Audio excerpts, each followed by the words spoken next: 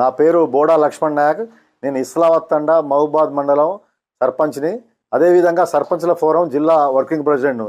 మిత్రులారా, ఈరోజు మన సర్పంచులు ఎదుర్కొంటున్నటువంటి సమస్యలు పరిష్కరించాలని చెప్పి చలో అసెంబ్లీ కార్యక్రమాన్ని ఈరోజు మేము పెద్ద ఎత్తున నిర్వహించినాం.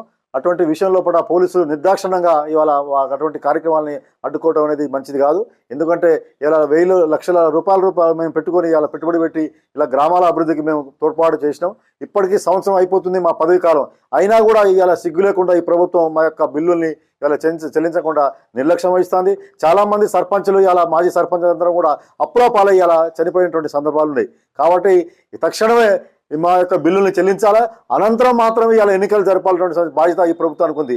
ఇలా మాది ప్రజాప్రభుత్వం, ప్రజల కోసం పనిచేస్తున్నటువంటి ప్రభుత్వం చెప్తుంది. ఇలా ఏదో 9 రోజుల పాటు మేము ఏదో బ్రహ్మాండంగా ఏదో పనిచేసినామని చెప్తుంది. కానీ అది కాదు. ఇవాళ సర్పంచులు ఏదైతే బాధలు పడుతున్నారో, చాలామంది ఈ రాష్ట్రంలో ఎస్సీ ఎస్టీ బీసీల సంబంధించినటువంటి సర్పంచులు చాలామంది పేదవాళ్ళు ఉన్నారు. కాబట్టి తక్షణమే మా బిల్లులు చెల్లించాల్సిన అవసరం ఉంది. తక్షణమే రాష్ట్ర ప్రభుత్వం ఆదుకోవాల్సిన అవసరం ఉంది.